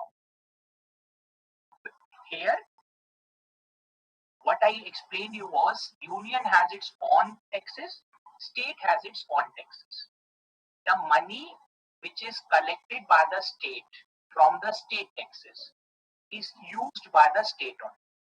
अब registration of vehicles. Suppose करिए you are going to purchase a car, 4-wheeler. Let's say the X showroom price of the 4-wheeler is 10 lakh rupees. जैसे किसी का travelling का business हो सकता है. सो in general those conditions क्या होगा, गाड़ी का जो एक्स शोरूम प्राइस है, एक्स शोरूम प्राइस, उसके अंदर एक्साइज ड्यूटी भी होता है. एक्स शोरूम प्राइस में एक्साइज ड्यूटी भी होता है. तो मान लीजिए I have to buy a taxi क्योंकि ट्रैवलिंग का बिजनेस करना है and it's a six seater car. So ex showroom price है 12 लाख रुपीस का. अब उस 12 लाख रुपीस में ऑलरेडी लगभग 30% के आसपास एक्साइज ड्यूटी इन्वॉल्व है जो सेंट्रल गवर्नमेंट को जा रहा है because of production of the goods. उस एक्स शोरूम प्राइस के बाद I have to pay registration tax. अब ये रजिस्ट्रेशन टैक्स जाएगा स्टेट गवर्नमेंट को. उसके अलावा I have to purchase insurance also, क्योंकि बिना इंश्योरेंस के आप गाड़ी सड़क पर नहीं उतार सकते हो. तो insurance tax also have to be paid. अब इंश्योरेंस जो हम बाय करेंगे उस इंश्योरेंस के ऊपर भी जीएसटी लग जाएगा साथ में 18%. तो अब ऑब्जर्व कर लीजिए, एक गाड़ी जिसका एक्स शोरूम प्राइस 12 लाख रुपए है, आप उसका रजिस्ट्रेशन टैक्स पे करोगे. अब गाड़ी पेट्रोल है या डीजल, उसके हिसाब से रजिस्ट्रेशन टैक्स में डिफरेंस आ जाएगा। पेट्रोल है तो 10% और डीजल है तो 12.5% या 13% रजिस्ट्रेशन ले लेंगे। फिर इंश्योरेंस भी लेंगे, तो वो on road the same vehicle which is 12 lakh ex showroom price might become around 14.5 lakh, 14.5 lakh रुपए के आसपास वो व्हीकल हमको पड़ेगा। अब इमेजिन यूनियन गवर्नमेंट भी टैक्स ले गई एक्साइज ड्यूटी, स्टेट गवर्नमेंट भी टैक्स ले गई आपका रजिस्ट्रेशन, और साथ में इंश्योरेंस जब कराना पड़ा तो उस पे भी यूनियन गवर्नमेंट फिर से आपका आईजीएसटी का कंसेप्ट लेके टैक्सेशन ले। और इसके बाद जितना बार आप उसको रीफ्यूलिंग के लिए जाओगे, गाड़ी खरीदा है तो पेट्रोल डीजल तो डलाना ही पड़ेगा, every time you are going to pay the tax, every time. Reason, जितना भी क्रूड ऑयल हम इंपोर्ट करते हैं उसके ऊपर सेनवैट जो कि सेंट्रल गवर्नमेंट का है और वैट जो कि स्टेट गवर्नमेंट का है, दोनों इम्पोज होते हैं। और इसीलिए वो 30-40 रुपीज का पेट्रोल और डीजल 70 रुपीज का मिलता है, 70 रुपीज का, क्योंकि सेंट्रल गवर्नमेंट ने अपना टैक्स इम्पोज किया हुआ है, स्टेट गवर्नमेंट ने अपना टैक्स इम्पोज किया, और बहुत सारे स्टेट्स ज्यादा टैक्स इम्पोज करते हैं in comparison to states. Union government, let's say, is imposing around 20 rupee per liter, but state government is imposing 25 rupee to 32 rupee per liter। 1 litre के ऊपर 32 रुपया टैक्सेशन बहुत सारे स्टेट्स में है, including Kerala government also. Kerala government, Maharashtra government, Assam government, Punjab government, Madhya Pradesh government भी 30 rupees per litre charge करते हैं स्टेट का, स्टेट वैट। और सेनवैट 15 रुपए पहले था, अभी शायद 20 या 22 रुपए के आसपास हो गया है। तो आप समझिए कि लगभग 50 रुपीज हमसे टैक्स ले रहे हैं, और 30 रुपी का कुल वो पेट्रोल डीजल उनको पड़ रहा है, ओएनजीसी को, आईओसी को, और उसमें उनका प्रॉफिट भी है 30 रुपीज में। उसके बाद 50 रुपए टैक्स लग के 80 rupees we are paying out of our pocket. तो ये जो टैक्सेशन कलेक्ट हो रहे हैं, इससे भी तो they can develop the road and COVID patients and the other thing. That's possible, but उसके लिए वो टोल टैक्स अलग से कलेक्ट करते हैं, because wages, salaries of the MPs, MLAs, government employees are now very high, and that has to be financed through these taxation resources, और state के पास financial resources generate करने का capacity is limited. That's why some states have very huge financial resources and some states have very limited financial resources, because population is less, area is not developed, tourism is not developed. How they will generate the financial resources? That is the challenge of those states. इसीलिए, to think about it, if I give you this data, it's the most surprising data, and it is based upon direct tax. ये जो हम पे करते हैं ना, corporate tax and income tax का concept, इसके बेसिस का डेटा है, and the data is what, 100% of the total money, out of 100% of the total direct taxes, 51% collection come from just 2 regions। 51% 2 reason से आ रहे हैं। Think about it, Mumbai and New Delhi. 2 regions of the country contribute 51 rupee out of 100 rupee of the direct tax collection, income tax वाला। यानी rest of the other cities, जितनी भी metropolitan cities हमारी country में है, मिलियन प्लस पॉपुलेशन को metropolitan cities बोलते हैं। 10 लाख से ऊपर पॉपुलेशन हुआ सिटी का, so we can call them or identify that city as a metropolitan city। तो बाकी की जितनी मेट्रोपॉलिटन सिटी है उनका तक रिवेन्यू इनके इक्वल नहीं है, सब मिला करके 49%। तो अब इन दो टेरिटरीज में कितना ज्यादा फाइनेंशियल रिसोर्सेज जनरेट होगा, तो इनकी स्टेट गवर्नमेंट के पास हमेशा फंड ज्यादा रहेगा। आपको क्या लग रहा है, जो हमारे दिल्ली के चीफ मिनिस्टर हैं वो ऐसी थोड़ी ना इतना एडवर्टाइजमेंट कर पाते हैं। अपने स्टेट के चीफ मिनिस्टर से कंपेयर करके देखो advertisements. Your state chief minister comes once in a week, once in a 10 day, on a news channel to promote the COVID and the steps taken by them. Ours is coming daily. And sometimes it happens, there are 10 newspapers और हर newspaper के front page पर same add दिया हुआ है, क्योंकि budget 500 crore रुपए का है एडवर्टाइजमेंट का, एक साल का 500 करोड़ रुपीस एडवर्टाइजमेंट बजट, और उतना पैसा स्पेंड हो रहा है फॉर दैट पर्पस। शायद 5 साल का पैसा जोड़े तो एक नया हॉस्पिटल बन जाएगा स्टेट के अंदर for fighting with various diseases in the NCT of Delhi. फिर इन्हें ये करना नहीं पड़ेगा कि बाहर के लोगों का दिल्ली में इलाज नहीं होगा, ऐसा ऑर्डर रोकना पड़ेगा, and it has to be only that more hospitals and other things can be there. So when you have generation of the funds, you can utilize it for various types of welfare facilities. ये इसका basic idea है. Now related to this, one more idea I have to tell you. It's a good idea to join administration. Definitely, it's a very good idea to join administration. खुद का गाड़ी नहीं खरीदना पड़ेगा, खुद का घर नहीं खरीदना पड़ेगा, is it? और सारा कुछ पैसा कौन देगा? गवर्नमेंट देगी। कि काम करने के लिए भी आ रहे हो, गाड़ी के लिए भी आ रहे हो, everything has to be paid by the government only for that purpose. It's already done with these queries. चलिए, regarding this financial relations, one more important thing to remember, and that is called as scheme of distribution. Scheme of distribution is for what purpose? जितना भी state का पैसा है, that goes to state only. But the subjects which are in the union list, on that scheme of distribution of revenue is applicable. And scheme of distribution of revenue covers Article 268, 269, 269A, 270, 271. These are the major excess concepts. Let us discuss these terms one by one. I have added examples also for your better understanding. इसीलिए हर एक के साथ एक एक examples भी add किया है, and these examples you should tally after the class with the table. वो जो एक टेबल हम डिस्कस कर रहे थे ना बीच में, यूनियन टैक्सेस, स्टेट टैक्सेस और कॉन्करेंट टैक्सेस का, उसके साथ इस टेबल को रिलेट जरूर करना, so that you will remember the example for a longer duration. चलिए, इसका फर्स्ट पॉइंट है article number 268. So article number 268 talks about duty. Duties which are levied by the union. कौन impose कर रहा है duty? Union government impose कर रही है, but collected and appropriated by the states. लेकिन उन duty को collect कौन करेगा? State collect करेगा. और appropriated means expenditure. Spend कौन करेगा?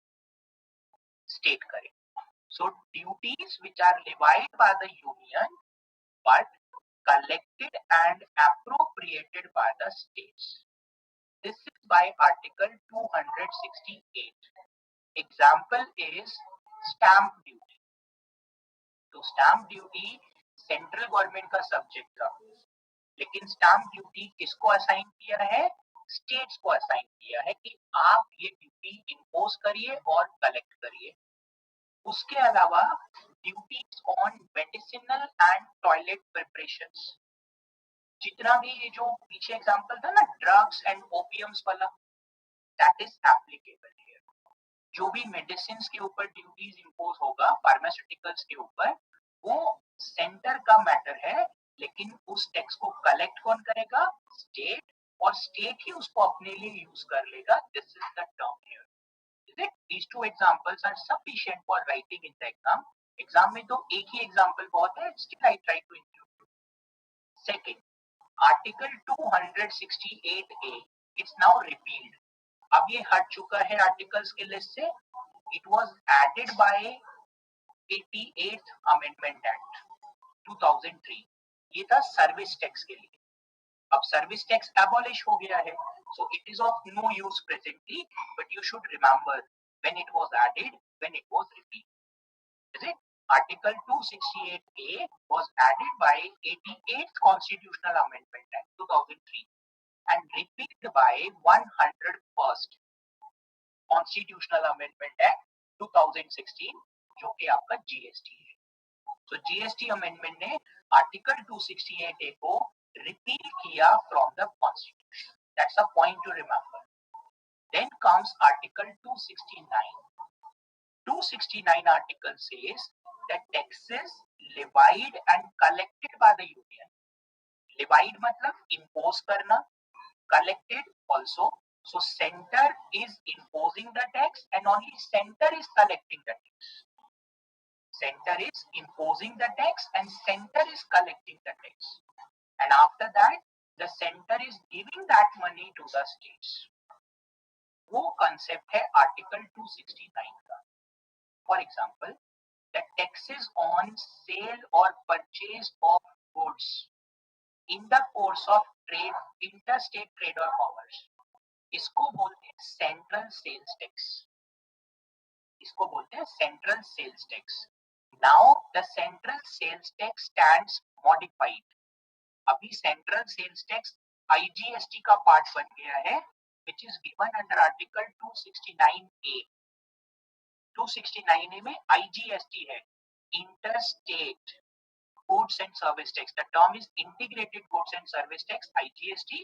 लेकिन एज अ कॉमन लेमन अगर याद रखना है तो Interstate Goods and Service Tax is IGST. वो अब है, पहले सेंट्रल सेल्स टैक्स हुआ करता था CST, सेंट्रल सेल्स टैक्स. कैसे होगा? Suppose a cloth, let's say a sari, is it women's cloth? Sari is produced in a state of Punjab. So it's a Punjab handloom work. And Punjab handloom product is getting sold in Uttar Pradesh. तो produce कहां पर हुआ? पंजाब में. Consume कहां पर हो रहा है? उत्तर प्रदेश में.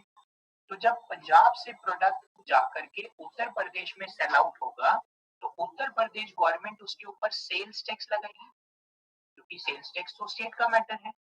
तो उत्तर प्रदेश गवर्नमेंट उसके अलावा उस प्रोडक्ट के ऊपर सेंट्रल सेल्स टैक्स भी कलेक्ट करेगी सीधे, क्योंकि एक स्टेट से प्रोड्यूस होके दूसरे स्टेट में जा रहा है और वो 2% 3% का रेट हुआ करता था. तो that is an example of article 269. Apart from this, another example is which you can remember, terminal taxes. If I travel by a train from state A to state B, next time अपना ticket को जरूर observe करना कि उसपे कितना तरह का taxes लिखा होता है. That will be very good point to remember these examples. So if the passenger is moving from one state to another state, or the goods are moving from one state to another state, there is a concept of terminal tax, because this terminal tax is collected by the station where the person is taking the train. Is it? तो जो railway का हम ticket purchase करते हैं ना, उसमें basic fair होता है. बेसिक फेयर के अलावा टर्मिनल टैक्सेस भी उसका पार्ट होता है, इंश्योरेंस भी उसका पार्ट होता है. And that terminal tax is collected by whom? Railways. लेकिन वो किसको असाइन होगा? उन्हीं स्टेट्स को असाइन होगा जहां से वो टिकट सेल आउट हुआ है. In fact 2 months back it was in the news कि रेलवे को फ्री में भेजना चाहिए सारे माइग्रेंट वर्कर्स को, पैसा क्यों ले रहे हैं उन लोगों से. फिर रेलवे ने क्लैरिफाई किया कि जो भी किराया है 85% सेंट्रल गवर्नमेंट उसको कर रही है और 15% उसको स्टेट गवर्नमेंट बियर कर रही है. 85% और 15%.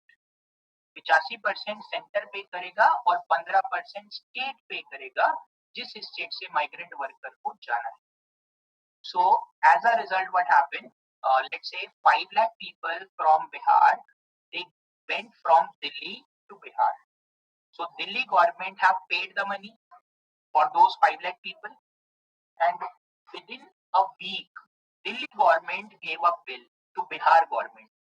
ये 5 लाख वर्कर्स का पैसा आप हमारे को ट्रांसफर कर दीजिए. Earlier they were claiming कि we are sending the people of Bihar free of cost, और एक ही हफ्ते के अंदर उनको बिल प्रेजेंट कर दिया कि 5 लाख लोगों का ये बिल बनता है, आप ये हमें पे करें. तो it's again part of terminal tax, क्योंकि वो पैसा दिल्ली गवर्नमेंट को मिलना था for terminal tax criteria, but they sent them and then they demanded the money from the Bihar government. It is because of that. क्योंकि जितना हम टोटल फेयर पे कर रहे हैं उसमें बेसिक फेयर और अगर if you have travel by air, अगर एयरपोर्ट यूज किया है तो भी ऑब्जर्व करोगे आप, उसके अंदर एयरपोर्ट डेवलपमेंट फी, टर्मिनल टैक्सेस, ये सब इंक्लूड होकर के टोटल लमसम अमाउंट बनता है विच वी पे एज अ ओवरऑल फेयर, वो भी इसका पार्ट है article 269. Next one, 269A. This is newly introduced by 101st Amendment Act. And for this, there is only one example, and that example is IGST, Integrated Goods and Service Tax. IGST divided by center, collected by center, and shared between center and states. IGST कौन impose करेगा? Centre. कौन collect करेगा? Centre. और share होगा between centre and states. और कैसे share होगा? On the recommendation of GST council. So GST council recommendation करेगा, उसके बाद एक्सपेंडिचर शेयर होगा between centre and state. This is IGST, newly introduced provision after 101st Constitutional Amendment. Is it? These are the major points earlier. और एक और है Article 270. 270 is the taxes levied and distributed between union and state governments. तो ये union के taxes हैं, लेकिन इन्हें शेयर होंगे between union and state on the recommendation of Finance Commission. Taxes levied and distributed between union and states, and they will be shared on the recommendation of Finance Commission. तो income tax जो हम पे कर रहे हैं वो भी share होगा, जो हम जीएसटी पे कर रहे हैं अलग अलग जगह से वो भी फाइनेंस कमीशन की रिकमेंडेशन के ऊपर शेयर होगा between centre and state. This is that article 270. इसी के लिए हमें 5 years में एक बार फाइनेंस कमीशन अपॉइंट करना पड़ता है, because finance commission recommend how much percentage of money will be given by the center to the state, and that is the role of the finance commission. Finance commission अलग से detail में discuss करना है. And one more point, Article 271. It is called as surcharge. Surcharge means tax on tax. Already जो आप tax पे कर रहे हो उसके ऊपर एक percentage of money will be taken extra. That is called as surcharge. So, like there is a concept of electricity surcharge. हम जो इलेक्ट्रिसिटी बिल पे करते हैं उसमें कुछ amount of money is taken as a tax और उसके ऊपर extra surcharge लगाया जाता है. वाटर जब हम यूज करते हैं उसके ऊपर सरचार्ज लगाया जाता है. Those people whose income is above 1 crore rupees per annum, is it? अगर ऐसे भी लोग हैं जिनका income above 1 crore rupees per annum है, they also have to pay surcharge on income tax. So surcharge in general is additional tax or tax on tax, and this also goes to union. Diesel पे surcharge लगा देते हैं in the name of environmental cess. Environment protect करने के लिए हमें tax का जरूरत है, इसलिए हम ये एक्स्ट्रा टैक्स लगा रहे हैं. ये सब भी होता है. So multiple mechanisms will come. Which article for CGST and SGST? Article for CGST and SGST is article number 246A. 246A अलग से ऐड हुआ है, इसीलिए अभी जीएसटी नहीं कराया मैंने, वो कल वाला क्लास में करूंगा. So this is a point to remember. From here we will continue in the tomorrow's class.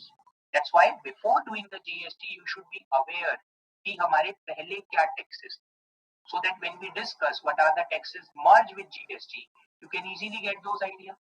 ये objective है. और GST is also an indirect tax. इसीलिए ये भी पता होना चाहिए what is a direct tax, what is indirect tax. And GST is a indirect tax consumption based. जिस स्टेट में कंज्यूम हो रहा है प्रोडक्ट उस स्टेट को पैसा मिलेगा। It is not a production based tax, it is consumption based tax. तो अब जिस स्टेट में पॉपुलेशन ज्यादा कंज्यूम कर रही है उस स्टेट को ज्यादा से ज्यादा टैक्स मिलता है for consumption. That is the idea of GST. इसीलिए बोलते हैं डेस्टिनेशन बेस्ड टैक्स, ऐसा भी टर्म आता है न्यूज में बहुत बार सुना भी हो। तो ये सब टर्म्स इजीली ऐसे अंडरस्टैंड हो जाएगा।